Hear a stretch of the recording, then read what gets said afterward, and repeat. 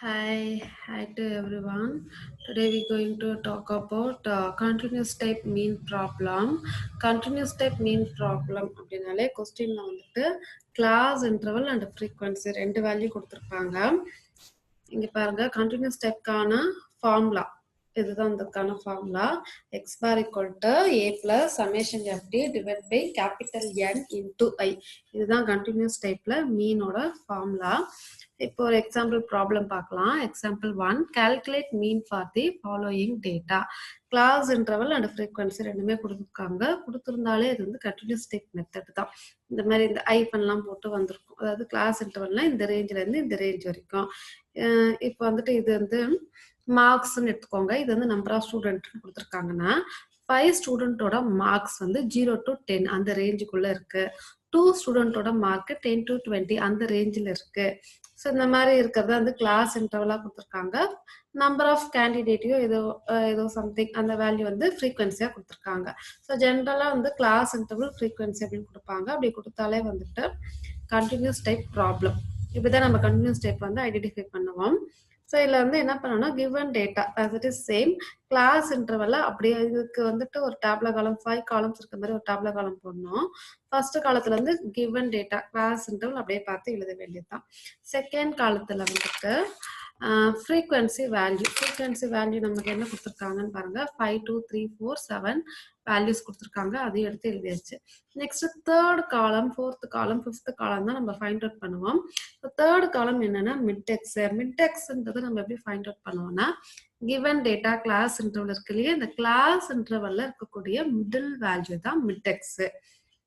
0க்கும் 10க்கும் middle என்ன number இருக்கு? 5 value தான் இருக்கும். அதுமாதிரி 10க்கும் 20க்கும் மிடில் என்ன நம்பர் இருக்கும்? 15 தான் இருக்கும். இதை ஈஸியா எப்படி நம்ம ஃபைண்ட் அவுட் பண்ணலாம்னா இது வந்து இந்த சைடு லெஃப்ட் ஹேண்ட் சைடு இருக்கிற வேல்யூஸ்லாம் லோயர் லிமிட்னும் ரைட் சைடு இருக்கிற வேல்யூலாம் அப்பர் லிமிட்னு சொல்லுவாங்க. இந்த அப்பர் லிமிட்டையும் லோயர் லிமிட்டையும் ஆட் பண்ணுங்க. ஆட் பண்ணிட்டு டிவைட் பை 2ன்னு போட்டீங்கன்னா உங்களுக்கு மிடில் வேல்யூ என்னன்னு கிடைச்சிரும். ஸோ 0 + 10 10 டிவைட் பை 2னா 5. அதே மாதிரி 10 + 20 30 டிவைட் பை 2னா 15. 20 + 30 50 டிவைட் பை 2னா 25. ஏன் 2ஆல டிவைட் பண்றோம் அப்படின்னா இங்க 2 வேல்யூஸ் தான் நம்ம ஆட் பண்றோம். அதனால தான் டிவைட் பை 2ன்னு போடுறோம்.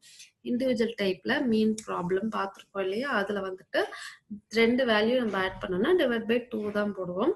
ஸோ இங்க வந்து மிட்டெக்ஸ் வந்துட்டு நம்ம ரெண்டு அப்பர் அண்ட் லோயர் ரெண்டுத்தையும் ஆட் பண்ணி டிவைட் பை 2ன்னு போட்டு மிட்டெக்ஸ் வேல்யூலாம் நம்ம ஃபைண்ட் அவுட் பண்ணிட்டோம்.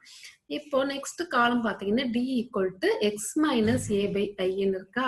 இப்போ x - a/iனா xன்றது இப்போ நம்ம ஃபைண்ட் அவுட் பண்ணா x தான், மிட்டெக்ஸ் தான் x. இந்த ஏன்றது என்ன அப்படின்னா மிட்டெக்ஸ்ல இருக்கக்கூடிய மிடில் நம்பர். இந்த மிட்டெக்ஸ்ல மிடில் என்ன நம்பர் இருக்குன்னு பாருங்க. 25 தான் மிடில் இருக்கு. சப்போஸ் 2 நம்பர் மிடில் இருக்கு, என்ன பண்ணலாம் அப்படின்னா உங்களுடைய சாய்ஸ் 2 நம்பர்ல எந்த நம்பர் வேணும்னாலும் நம்ம எடுத்துக்கலாம். நம்ம இஷ்டம் தான், நம்ம எதனாலும் சூஸ் பண்ணிக்கலாம். ஸோ இங்க வந்து மிடில் ஒரே நம்பர் தான் இருக்கு, 25 மட்டும் தான் இருக்கு. ஸோ ஏ வந்து 25 அப்படின்னு நான் சூஸ் பண்ணிக்கிறேன். இந்த இடத்துல நான் ஏன்னு மென்ஷனே பண்ணிக்கலாம். ஓகேவா, கேபிட்டல் ஏ. இதுதான் ஏவோட வேல்யூ. நெக்ஸ்ட் ஐன்றது என்ன அப்படின்னா இந்த கிளாஸ் இன்டர்வல்ல இருக்கக்கூடிய டிஃபரன்ஸ் பாருங்க. இந்த டிஃபரன்ஸ் எப்படி ஃபைண்ட் அவுட் பண்ணுவீங்கன்னா அப்பர் லிமிட்ல இருந்து லோயர் லிமிட்டை மைனஸ் பண்ணுங்க. இன்டர்வல் ஐனா அந்த இன்டர்வல் தான் சொல்றாங்க. 10 - 0னா 10. எல்லாத்துக்குமே இன்டர்வல் வந்து சேமா தான் இருக்கும். 20 - 10னாலும் 10, 30 - 10 20னாலும் 10, 40 - 30னாலும் 10. ஸோ ஐயோட வேல்யூ வந்து 10. ஓகேவா, ஏவோட வேல்யூ வந்துட்டு 25. இப்போ ஏவும் ஐ வேல்யூ மட்டும் ஃபிக்ஸ்டு, இந்த எக்ஸ் வேல்யூ மட்டும் வேரி ஆகிட்டே இருக்கும். ஃபர்ஸ்ட்டுக்கு எக்ஸோட வேல்யூ 5ன்னு போடுங்க. 5 - 25 டிவைட் பை 10. 5 - 25னா -20. -20 டிவைட் பை 10னா -2. நெக்ஸ்ட் எக்ஸோட வேல்யூ மட்டும் மாறும். 15 - 25னா -10. -10 டிவைட் பை 10னா -1. நெக்ஸ்ட்டுக்கு 25 - 25 will be 0.